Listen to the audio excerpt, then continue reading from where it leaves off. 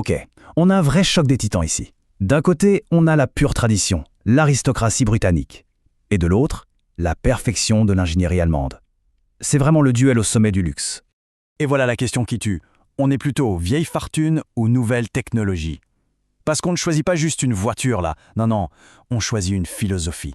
C'est l'héritage contre l'innovation pure, le charme d'antan face à la toute-puissance du numérique. Alors, regardons les combattants. D'un côté, l'aristocrate britannique, la Bentley Flying Spur, le prestige, la puissance, le tout fait à la main. Et en face, le seigneur de la tech allemande, la Mercedes Maybach classe S. Là, c'est la technologie au service du confort le plus total. Deux monstres, deux visions. Allez, premier round, les titans du luxe entrent sur le ring. Il faut bien comprendre, ces noms Bentley, Maybach, ce ne sont pas juste des marques, ce sont des légendes vivantes. On va voir ce qui se cache vraiment derrière toute cette aura. Autocar a dit de la Bentley qu'elle a une présence visuelle aristocratique à revendre. Et c'est exactement ça. C'est l'essence même de Bentley.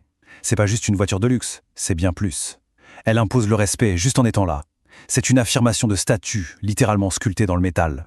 Et pour la Mercedes, le même magazine dit que c'est la limousine qui définit le standard mondial. Rien que ça. Et c'est vrai. Depuis des décennies, la classe S, c'est la référence. C'est la voiture à laquelle toutes les autres, absolument toutes, essaient de se comparer. C'est l'étalon d'or de la tech et du confort. Et c'est là qu'on touche au cœur du problème, à la bataille des philosophies. D'un côté, l'artisanat du vieux monde, le cuir cousu main, le chrome lourd et poli de la Bentley. Et de l'autre, l'innovation de pointe, les écrans immenses, l'intelligence artificielle de la Mercedes. C'est vraiment un choc des cultures, une collision de deux mondes. Bon, on passe maintenant à la conduite, ou plutôt au voyage. Qui est vraiment aux commandes? C'est le cœur de l'expérience. Comment on se sent à l'intérieur? Et croyez-moi, la réponse change du tout au tout d'une voiture à l'autre. Et là, il y a une phrase de Top Gear qui résume absolument tout. Ils ont dit « On veut conduire la Flying Spur, mais être passager dans la Maybach ». C'est simple, c'est brillant et ça dit tout. La Bentley, c'est une expérience pour le pilote, c'est viscéral. La Maybach, c'est un sanctuaire, un cocon pour la personne installée à l'arrière. La question, au fond, c'est ça. Est-on le pilote ou est-on le patron? C'est aussi simple que ça. Le choix de la voiture définit le rôle. Est-ce que c'est le plaisir de conduire qui compte avant tout, ou le luxe ultime d'être transporté? Regardez la différence de philosophie à l'intérieur. Chez Bentley, tout est tactile. Les aérateurs en chrome molleté, les cuirs d'une douceur incroyable. Chaque contact est une expérience sensorielle. Chez Mercedes, c'est un autre monde. C'est la technologie de pointe, un habitacle dominé par les écrans, un vrai centre de commandement futuriste sur roues. Ok, assez parlé de confort et de cuir. On va lâcher les fauves. On va voir ce que ces monstres ont vraiment dans le ventre. Et attention, accrochez-vous bien parce que les chiffres y sont juste brutaux. On commence avec la Bentley Flying Spur et son moteur W12. Le chiffre, 626 chevaux. Je répète, 626. C'est une puissance absolument colossale pour une berline de ce standing. Et qu'est-ce que ça donne en accélération? Le 0 à 100 est pulvérisé en 3,8 secondes. C'est ahurissant. On parle d'une performance qui met à l'amende un paquet de voitures de sport soi-disant pures et dures. Et la vitesse de pointe? On atteint des sommets. C'est stratosphérique pour une voiture de ce poids, de ce gabarit. 333 km/h. C'est clair, la Bentley, c'est ni plus ni moins qu'une fusée de salon.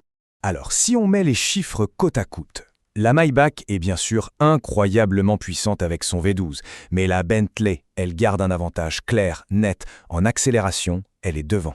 Et surtout, en vitesse de pointe, elle n'est pas bridée comme la Mercedes. Donc, pour la performance pure, la performance brute, la Bentley est la reine. Bon, la performance, c'est bien beau. Mais posséder un de ces bijoux, ça a un coût. Et pas des moindres. Alors maintenant, on passe au combat financier. Le vrai coût du statut. Et c'est là qu'on a une vraie surprise. D'habitude, ce genre de limousine de luxe, ça perd de la valeur à une vitesse effrayante. C'est une catastrophe financière. Mais la Flying Spur, eh bien, elle conserve presque 58% de sa valeur après 3 ans. Pour ce segment, c'est une performance absolument remarquable. C'est quasi inespéré. Top Gear le dit très bien, la valeur des voitures de luxe à 4 portes ne va que dans un sens. En gros, ça baisse et vite. C'est coûteux à l'entretien et la dépréciation est périlleuse. C'est la dure réalité de ce marché, il n'y a pas d'échappatoire. Et donc, au milieu de ce marché impitoyable, la Bentley fait figure de rare exception. Oui, c'est une dépense colossale, on ne va pas se mentir, mais elle s'avère être un choix, disons, un peu plus malin que ses concurrentes. Cette capacité à mieux tenir la cote, c'est un avantage financier qui pèse lourd dans la balance. On arrive au verdict final. Et là, attention, il n'y aura pas un seul gagnant, c'est impossible. En fait, il y a 2 trônes, pour 2 types de rois. Le choix ultime appartient à chacun. Voilà comment on peut résumer ça. La Bentley, c'est l'arme du pilote, athlétique, engageante, avec une personnalité de dingue. La Maybach, c'est le sanctuaire du PDG, un confort sublime, une vitrine technologique, en fait c'est un bureau roulant. Le choix se résume donc à 2 options très claires. Choix numéro 1, la Bentley Flying Spur, la berline ultime pour celui qui conduit. Choix numéro 2, la Mercedes Classe S, le palace ultime pour celui qui est passager. C'est aussi simple et en même temps aussi complexe que ça. En résumé, on choisit la Bentley si la conduite a la priorité absolue, si les détails faits main, l'artisanat sont ceux qui comptent le plus, et si on veut une vraie voiture de pilote, mais avec l'espace d'une limousine. En face, on choisit la Mercedes si on se fait conduire, si la technologie de pointe est la seule chose qui importe, et si on veut l'expérience la plus confortable possible en tant que passager. Au final, tout dépend de ce qu'on recherche. La décision finale revient à chacun, en fonction de ses propres priorités. Alors, la question est posée. Quel trône choisir? Celui du pilote ou celui du passager?